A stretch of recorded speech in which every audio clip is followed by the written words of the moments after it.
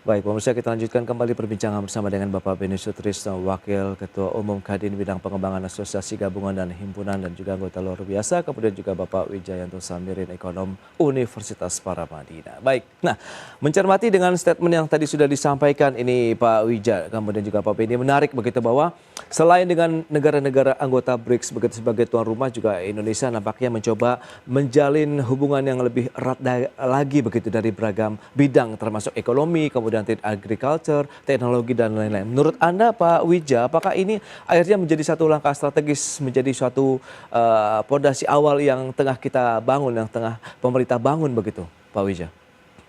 Salah satu manfaat BRICS Ya. adalah ini menjadi booster Hmm. bagi confident negara-negara untuk bersikap apa adanya. Oke. Tidak lagi takut-takut bersikap karena khawatir membuat Amerika marah, Eropa marah, dan lain sebagainya. Jadi booster yang sangat penting. Yang kedua, selain dengan BRICS sebagai komunitas, beberapa anggota BRICS sendiri mempunyai potensi kerjasama yang luar biasa dengan Indonesia. Misalnya dengan Brasil. Brasil itu mempunyai berbagai macam produk dan teknologi yang komplementari dengan kita. Kemudian Iran. Iran itu sumber energi murah, apakah itu LNG atau minyak bumi gitu ya, yang selama ini kita takut berinteraksi. Sementara negara seperti Cina, India, dan beberapa negara Timur Tengah itu justru membeli minyak dari Iran, ya, Rusia, dan lain sebagainya. Belum lagi kalau kita berbicara investasi ya dengan Cina. Jadi saya melihat Pak Prabowo ini adalah marketer dan diplomat yang cukup efektif. Hmm. Nah, yang diperlukan adalah second layer-nya untuk crafting satu opportunity yang sudah dibuka itu, pintu Ya. yang sudah dibuka menjadi sesuatu yang konkret.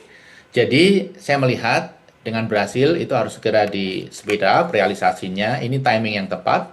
Yang kedua tentunya dengan Cina ada begitu banyak opportunity. Apalagi momentumnya ya, Mas Pras. Oke. Cina ini sedang tidak happy dengan deal antara Amerika dengan Vietnam. Ini momentum bagi kita untuk berbicara. Baik, tapi kalau kita lihat dari pelaku usaha sendiri, apa yang harus segera dilakukan begitu? Kemudian kolaborasi seperti apa pemerintah pelaku usaha untuk bisa memanfaatkan momentum tadi ya, seperti disampaikan Pak Wija untuk bisa mengejar potensi-potensi kerjasama ekonomi dengan negara-negara BRICS begitu, Pak Beni? Ya, ini saya kira eh, peran daripada dubes-dubes kita Hmm. di negara-negara BRIC itu kita mintakan lebih aktif memberikan informasi mengenai perdagangan negara di mana beliau-beliau ini ditugaskan, sehingga kita bisa mencari opportunity yang bisa kita masuki ya. Jadi dan tentu Kadin akan juga akan melakukan kerjasama dengan Kadin atau chambers mereka yang ada di sini, yang diwakili oleh beberapa pengusaha dia yang ada di sini. Ya memang kalau Brazil, kebetulan saya juga jualan ke Brazil. Ada beberapa hal yang memang dia nggak punya, yaitu kalau di bidang tekstil dia non non cotton dia nggak punya, Hmm. ya kan? Jadi dia akan impor dari kita dan impor dari Cina tentu. Nah sementara kita di Indonesia nggak punya cotton. Nah Hmm. di daerah namanya Mato Grosso Hmm. itu provinsi yang sangat sangat tumbuh pertaniannya bagus, yaitu menanam kapas, dan saya juga impor dari sana. Jadi saya Hmm. kira Brasil dengan kita, sebetulnya Brasil itu termasuk negara Mercosur ya. Hmm. Brasil, Argentina, Meksiko. Uruguay, Paraguay. Nah, kita belum punya itu perjanjian perdagangan free trade dengan mereka. Kita Oke. punya perjanjian free trade dan sampai SEPA itu dengan Chile, dan Hmm. yang lanjut dengan Peru. Nah, sebaiknya Mercosur itu karena populasinya cukup besar ya, tentu populasi itu kan menunjukkan kebutuhan manusia ya, di mana kita industri manufaktur kita bisa memenuhi atau mengisi celah-celah kebutuhan tersebut, di antaranya eh, komponen otomotif mereka butuh sekali, dari mulai Hmm. aki, ban dan seterusnya. Baik, tapi kalau kita bicara mengenai waktu nih Pak Beni, butuh waktu berapa lama sih kalau kita bisa segera mengisi kekosongan? Nah, kalau kita lihat kita kan ada kerjasama ekonomi dengan Amerika Serikat, tapi saat ini sedang ada resiprokal di sana, kemudian kita harus mengisi gap begitu sehingga ekspor yang seharusnya ke Amerika Serikat ataupun negara lainnya bisa kita segera isi dengan negara-negara BRICS begitu, Pak Beni. Kalau waktu nggak usah nunggu lagi, Hmm. hari ini besok juga kita bisa Hmm. kita kan bisa udah dihubungkan dengan eh, email dan segala macamnya ya. Oke. Jadi di Brasil itu ada satu daerah yang isinya dulu imigran pelarian dari Jerman, Hmm. itu cukup cukup aktif sekali mereka. Oke.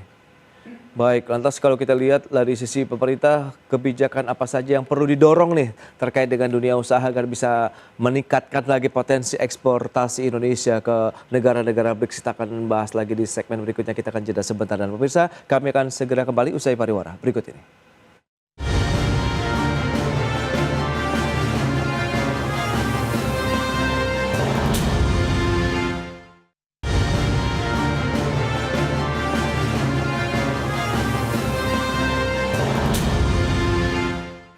Ya, terima kasih Anda masih bergabung bersama kami dalam Market Review. Baik, kita lanjutkan kembali perbincangan bersama dengan Bapak Wijayanto Samirin, kemudian juga Bapak Beni Sutrisno. Nah, Pak Wija, kalau kita lihat dan kita cermati komitmen dan kesepakatan yang sudah diambil oleh para pemimpin ataupun negara-negara yang menjadi anggota BRICS sendiri, bagaimana menurut Anda terkait mendorong reformasi tata kelola global, ada promosi perdamaian dan keamanan internasional, stabilitas global juga begitu, Pak Wija? Ya, 4 poin itu adalah 4 poin yang lengkap ya. Hmm. Kalau 4 poin itu berhasil diwujudkan, maka prosperity di dunia ini otomatis akan terwujud. Oke. Nah, saya ingin meng-highlight yang terkait dengan ekonomi. Kita sekarang melihat ya, ada begitu banyak institusi ekonomi yang dibuat pasca Perang Dunia Kedua, juga pasca 71 ketika Nixon gitu ya menyetop link US dollar pada teka emas, itu organisasi-organisasi yang sekarang menjadi tidak berfungsi seperti WTO dan lain sebagainya. Nah, ketidakberfungsian itu justru diciptakan oleh para promotornya. Nah, sehingga dunia ini butuh alternatif. Jadi, BRIC ini bisa muncul sebagai kekuatan yang sifatnya alternatif sehingga Amerika itu tidak semena-mena terhadap berbagai institusi yang sebenarnya sudah sangat berjasa bagi dunia ini. Apakah World Bank, IMF, ini kan sekarang dipertanyakan efektivitasnya karena Oke. unilateralismenya Amerika. Jadi dalam situasi ini, BRIC muncul sebagai alternatif sehingga satu hal yang perlu kita dorong ya penguatan institusi. Makanya salah satu ide transaksi pakai uang lokal Iya. itu menarik. Yang kedua, development bank itu sangat menarik. Jadi ada beberapa hal yang memang perlu kita dorong sebagai alternatif institusi Iya. yang selama ini mulai luntur perannya. Itu dia menarik. Nah, Pak Beni, ini berarti kaitannya dengan dedolarisasi misalnya. Kemudian bagaimana penguatan lagi kerjasama ekonomi negara-negara BRICS dengan Indonesia. Menurut Anda lagi-lagi kalau kita bicara mengenai kredit Indonesia, seberapa besar potensinya, peluangnya, kemudian komoditas andalan apa saja yang masih bisa lebih digenjot lagi? Tadi ada otomotif juga di sana, kemudian non-katun misalnya begitu Pak Beni. Ya, saya setuju dengan Mas Wijan ya. WTO itu anggaplah sekarang nggak ada Amerikanya gitu. Karena lembaga itu sudah ada dan aturan mainnya sudah jelas. Iya. Nah, dianggap aja nggak ada Amerikanya. Amerika kalau nggak mau ikut juga nggak apa-apa. Jadi WTO bisa jalan tanpa Amerika gitu. Coba aja, kan itu udah ada ya. Jadi saya kira bukan hanya BRIC bikin baru, artinya yang sudah ada itu kita dimanfaatkan oleh negara-negara BRIC. Jadi Oke. dengan demikian kan lebih cepat ya.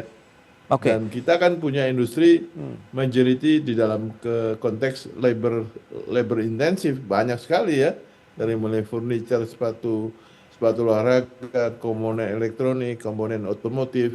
Nah, ini kan bisa menggerakkan industri manufaktur kita Baik. seiring dengan program hilirisasi pemerintah.